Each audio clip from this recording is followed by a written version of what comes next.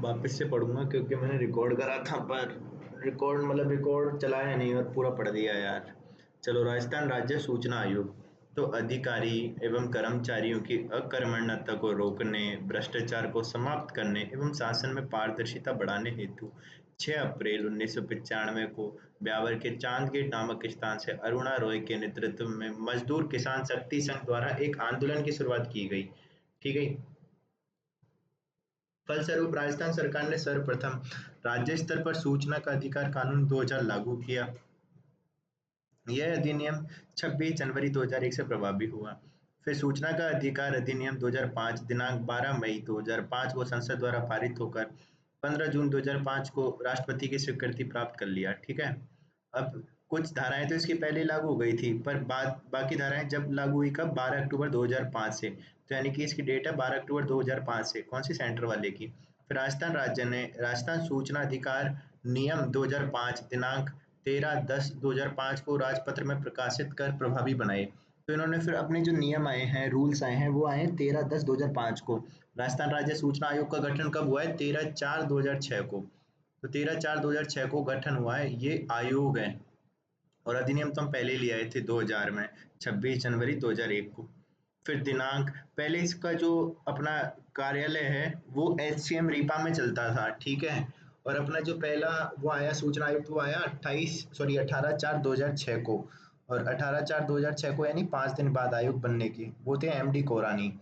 और पहले ये एचसीएम रीपा में चलता था, फिर इसको 2013 में 9/6/2013 यानी 19 जून 2013 को ये खुद के भवन में स्थानांतरित कर दिया। फिर सूचना के अधिकार अधिनियम 2005 की धारा 15 के तहत राजस्थान राज्य सूचना आयोग का गठन किया गया है। तो अपन को धारा याद रखनी है, कौन से के तहत? धारा 15, क्योंकि धारा 15 में राज्यों के सूचना आयोग की बात करता है।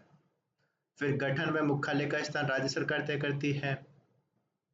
और अपन को याद रखना है, गठन तो हुआ था 13 अप्रैल 2006 को, और 18 अप्रैल 2006 से आयोग ने कार्य करना शुरू कर दिया। ठीक है।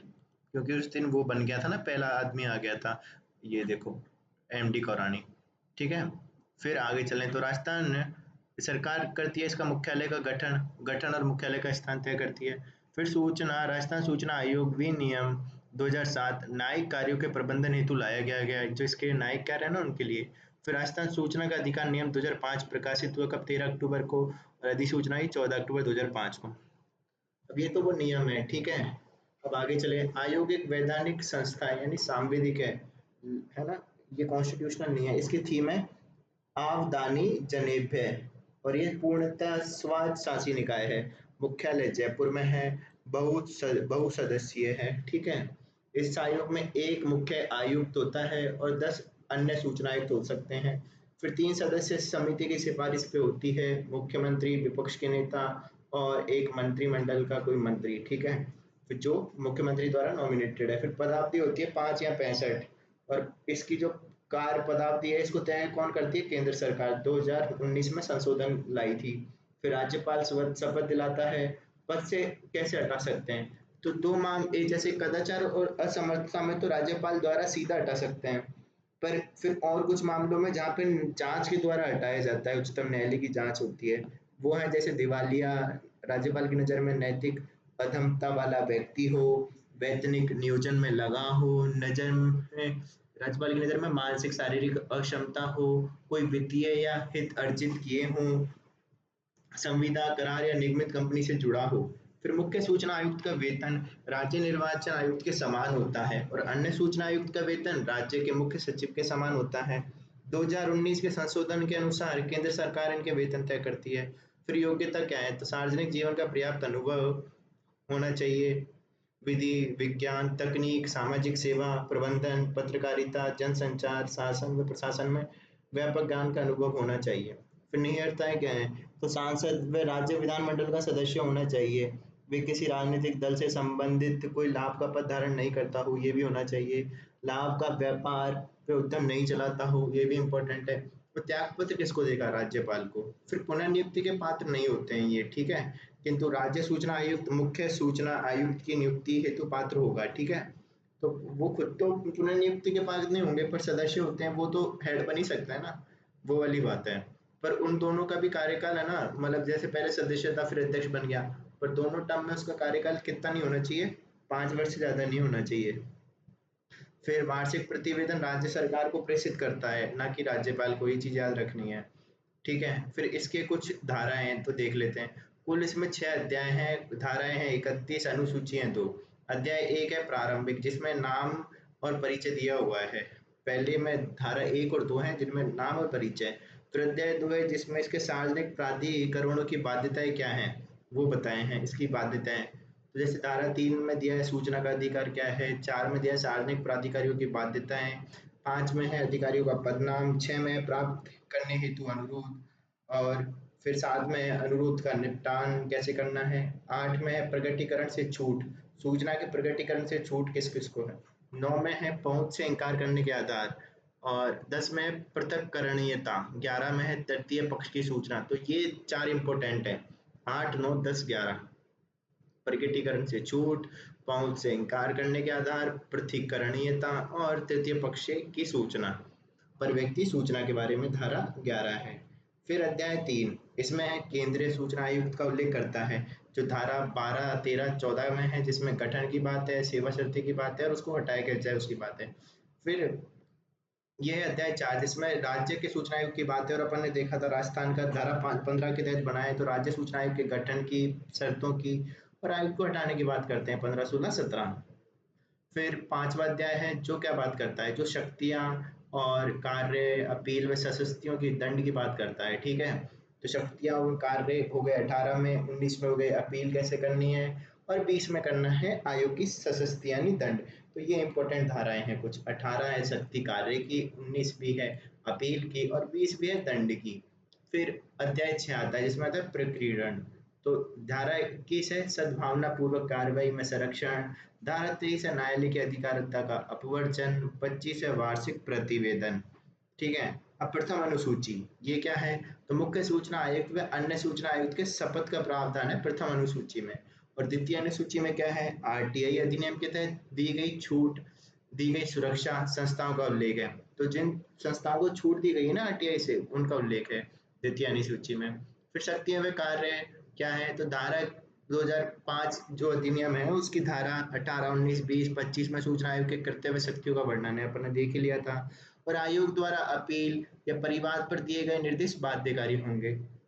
तो कोई अपील करता है, मतलब जैसे वो अपना अधिकारी होता है ना, सूचना अधिकारी डिपार्टमेंट्स में, उनके खिलाफ अपील करते हैं तो उस पर कोई निर्णय दीजिए ना, वो बाध्यकारी होगा, फिर उसके ऊपर कहीं नहीं जा सकते।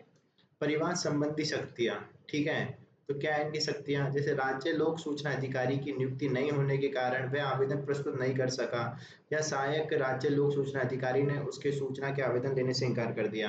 तो जो अधिकारी है जो सूचना प्रोवाइड करता है, या तो वो है ही नहीं, या उसने लेने से इनकार कर दिया, या फिर उसने सूचना देने से इनकार कर दिया, या फिर निर्धारित समय अवधि में उसने कोई उत्तर नहीं दिया, या फिर जो शुल्क उसने मांगा उससे सूचना के बदले वो भी तर्कसंगत नहीं था उसमें, या फिर भ्रामक यानी गलत जानकारी दे दी उस केस में। तो इन सब में क्या है, अपील कर सकते हैं। सूचना का अधिकार अधिनियम 2005 के अधीन अभिलेखों के लिए अनुरोध करने या उन तक पहुंच प्राप्त करने से संबंधित किसी अन्य विषय के संबंध में भी हम जा सकते हैं। फिर है ना, ये जांच चालू करेगा।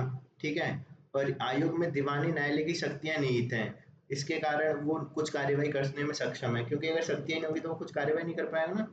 तो जांच कैसे करता है, क्योंकि उसकी दीवानी न्यायालय की शक्तियां हैं। अब उसमें क्या क्या कर सकता है, वो समन कर सकता है, मौखिक रूप से लिखित साक्ष्य देने के लिए और दस्तावेज और अन्य चीजें पेश करने के लिए विवश कर सकता है, और दस्तावेजों का प्रकटीकरण के लिए और निरीक्षण की अपेक्षा करता है वो, शपथ पत्र पर साक्ष्य को अभिग्रहण करना के लिए बाध्य करता है, किसी लोक अभिलेख और उसकी प्रतियां मंगवा सकता है, साक्ष्यों दस्तावेजों की परीक्षा के लिए समन जारी कर सकता है, कोई अन्य विषय जो विहित किया गया हो उसके बारे में जानकारी ले सकता है।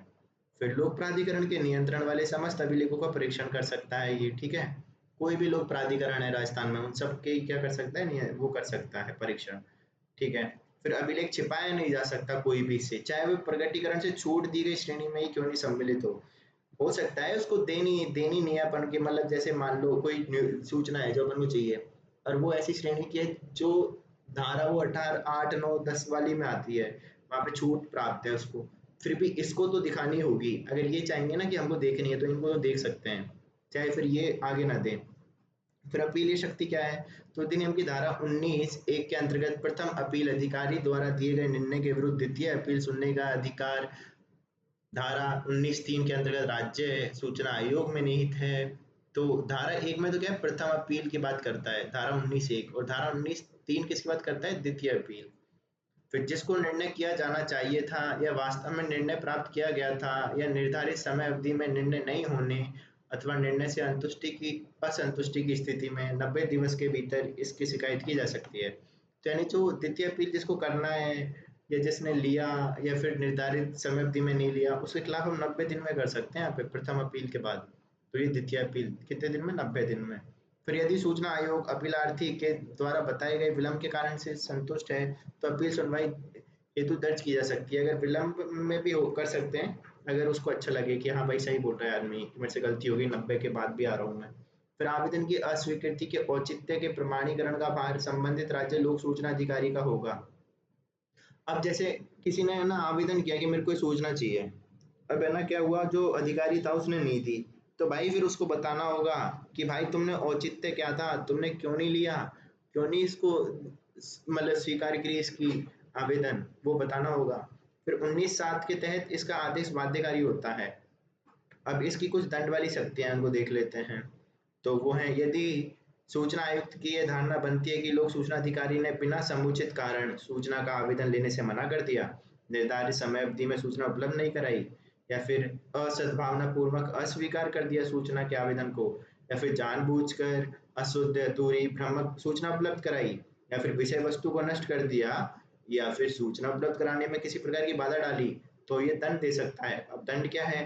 तो आवेदन प्राप्ति से सूचना उपलब्ध कराने तक 500 रुपये प्रतिदिन की दर से दंड आरोपित कर सकता है, जो अधिकतम 25,000 हो सकती है। ठीक है। दंड आरोपित करने से पूर्व आयोग राज्य सूचना अधिकारी को सुनवाई का युक्तियुक्त अवसर प्रदान करेगा, उसको भी मौका देगा, भाई तुझे जो बोलना है वो भी बोल ले। फिर सूचना की मांग लिखित या इलेक्ट्रॉनिक माध्यम से अंग्रेजी और स्थानीय भाषा में की जा सकती है। सूचना की मांग बीपीएल के लिए निःशुल्क होगी, अन्य के लिए 10 रुपये शुल्क में होगी, और 48 घंटे में सूचना देनी होगी अगर जीवन से जुड़ी है तो, और तृतीय व्यक्ति से जुड़ी है तो 40 दिवस में देनी हो आवश्यक होगी। और किसी अन्य विभाग से जुड़ी सूचना हमने मांग ली, तो फिर वो वाला विभाग है ना दूसरे विभाग को 5 दिन के अंदर भेजेगा कि भाई तुमसे रिलेटेड सूचना है, हमसे रिलेटेड नहीं मांगी, तो 5 दिन में हस्तांतरण करेगा। ठीक है। फिर लोक सूचना अधिकारी आवेदन के 30 दिवस में सूचना उपलब्ध करवाएगा। प्रथम अपील अधिकारी 60 दिन में अपील की जाएगी और द्वितीय अपील 90 दिन में। तो जैसे हमने कोई अधिकारी से सूचना मांगी तो वो 30 दिन में देगा, और वो नहीं देता है तो हम 60 दिन के भीतर प्रथम अपील कर सकते हैं। और प्रथम अपील हो गई, उसके बाद हम उसकी अपील से संतुष्ट दिन नहीं है, प्रथम अपील वाले की से उसने जो डिसीजन दिया उससे संतुष्ट नहीं है, तो हम 90 दिन में फिर केंद्रीय या फिर राज्य सूचना आयोग के पास जा सकते हैं। फिर द्वितीय अपील अधिकारी दंड लगाता है, ये भी याद रखना है। अब राज्य के मुख्य सूचना आयुक्त और राज्य के सूचना आयुक्त का कार्यकाल केंद्र सरकार तय करती है। राज्य के मुख्य सूचना आयुक्त और सूचना आयुक्त की सैलरी केंद्र सरकार तय करती है, अपन को याद रखना है। अब कुछ देख लेते हैं। मुख्य सूचना आयुक्त तो एम डी कोरानी पहले थे, सर्वाधिक कार्यकाल था। फिर है श्री टी टी श्रीनिवास दूसरे, फिर है श्री सुरेश चौधरी चौथे हैं, श्री देवेंद्र भूषण गुप्ता, इनका न्यूनतम कार्यकाल है। फिर श्री मोहन लाल लाठर, ये वर्तमान में है। तो हाईएस्ट है सर्वाधिक एम डी कोरानी, देवेंद्र भूषण न्यूनतम। फिर कुछ सदस्य देख लेते हैं। तो टी श्रीनिवास एक ऐसे सदस्य हैं जो अध्यक्ष भी रहे हैं और इनका न्यूनतम कार्यकाल था सदस्य के तौर पे। फिर डॉक्टर पीएल अग्रवाल हैं, डॉक्टर चंद्रमोहन मीणा हैं, डॉक्टर आशुतोष शर्मा हैं, इनका सर्वाधिक कार्यकाल था सदस्य के तौर पे।